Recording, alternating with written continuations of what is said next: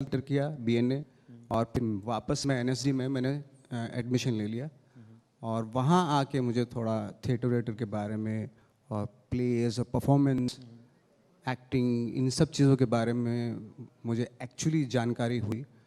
तो फिर उसके बाद मैं मुंबई चला गया।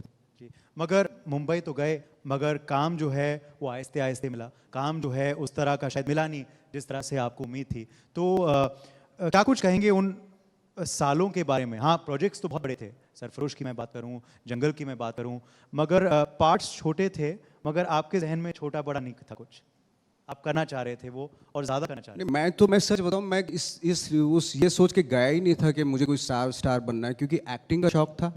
एक्टिंग का काम है बस, चाहे वो थिएटर में हो, चाहे प्लेज में हो, चाहे स्ट्रीट प्ले हो या टीवी हो। ये सोच के नहीं गया था कि भाई मुझे स्टार बनना है, फिल्मों में काम करना है, ये सोच के मैं नहीं गया था। सर्वाइवल था, सर्वाइव करना था, एक्टिंग पेशा था मेरा, उस पेशे से सर्वाइव करना था।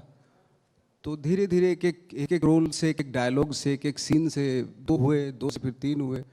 तो जैसे सीढ़ियाँ चढ़ते हैं वैसे हुआ, कोई अचानक से चमत्कारी कुछ नहीं हुआ मेरे साथ जी। इसीलिए मेरा बिलीव ही नहीं है, चमत्कारों पे बिलीव ही नहीं है। कि मेरी लाइफ में जो सारा कुछ हुआ वो बाकायदा एक एक चीज़ करके हुआ, एक एक स्टेप से हुआ।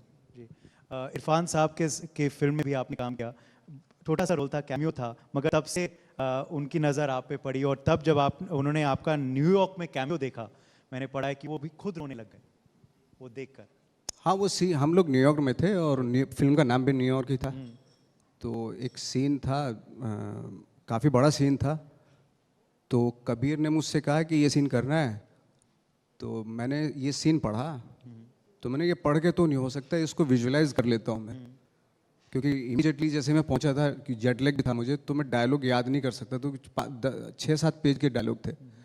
तो मैंने कहा इसको विजुलाइज कर देता हूँ मैं, और एक टेक में हो सकता है तो हो जाएगा ये, तो ट्राई करते हैं। तो कबीर भी माने और हमने किया वो। और चूंकि मैंने बिल्कुल सोच रखा था, जो सोच रहा था वही बोलता जा रहा था, वो हो गया एक टेक में।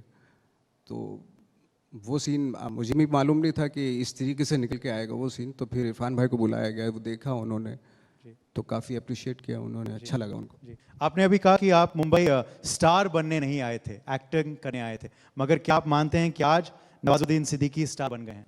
मेरा तो बिलीव नहीं, मैं फ्रेंकली स्पीकिंग, मैं अभी भी मैं एक्टर ही बन जाऊँ वही काफ़ी, क्योंकि इतना वास्ट है ये एक्टिंग का जो फील्ड है कि मैं जितनी भी इसमें डीप में जाता हूँ, जितनी भी गहराई में जाता हूँ, मुझे वो डरा देती हैं ये चीज़ें, क्योंकि इतना कुछ है कहने के लिए, एक्सपेरिमेंट करने के लिए, कि एक ज़िंदगी भी काफ़ी नहीं है, ना काफ़ी है एक ज़िंदगी भी। तो ढंग से एक्टर ही बन जाओ वही काफ़ी, आई थिंक उसी की कोशिश करते रहते हैं कि कुछ हासिल हो जाए, कुछ इस रोल, ये जो रोल कर रहा हूँ ये हो पाएगा या नहीं, पर जो सोचा है वो एग्जीक्यूट हो जाएगा। क्योंकि कभी कभी क्या होता है कि सोचने में तो बड़ा मज़ा आता है कि मैं इस रोल को इस तरीके से करूँगा, है ना, लेकिन जब खड़े होकर करते हैं तो बहुत सारी चीज़ें मिस होती हैं। वो कभी अचीव होती हैं, कभी नहीं होती हैं। बहुत सारे लोगों को शायद पता नहीं चल पाता, देखने वालों को पता नहीं चल पाता कि क्या कुछ मिस हो रहा है, बट कुछ हो जाता है, क्योंकि वो हमें मालूम होता है, एक्टर्स को मालूम होता है कि जो सोचा था वो उसका थोड़ा सा कुछ रह गया। तो इसी कश्मकश में आई थिंक पूरी ज़िंदगी निकल जाती है सब। जी, मगर जब नवाजुद्दीन करते हैं तो कमाल करते हैं। सहमत हो तो तालियां बजाएं। मैं ये भी आपसे पूछना चाहता हूं कि आप इंटरनेशनल एमी अवार्ड नॉमिनेशन का भी जिक्र कर रहे थे। आप खुद कैन फिल्म फेस्टिवल जा चुके हैं बेहद काफ़ी बार, मल्टीपल टाइम्स। पिछले साल हमने देखा था भारत को भी फोकस देश बनाया था कैन ने। तो भारतीय सिनेमा का डंका विदेश में बज रहा है काफ़ी सालों से। मगर जब आप जाते थे शुरुआत में और अब जब आप जाते हैं तो फ़र्क क्या महसूस किया about Indian actors and about Indian films? क्या रिस्पॉन्स मिलता है आपको विदेश में?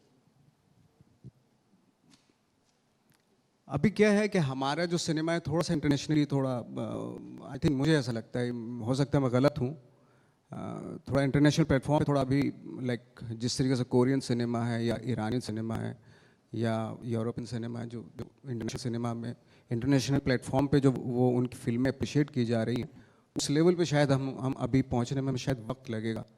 क्योंकि कुछ जो बना सकते हैं, उन इतना दमखम है हमारे कंट्री में, यूथ के पास इतना दमखम है कि वो अच्छा सिनेमा बना सकता है, बट उनके पास फाइनेंस की बहुत कमी होती है। और जिनके पास अथाह फाइनेंस है वो उस तरफ सोचते नहीं है, ये तो है। जी, क्योंकि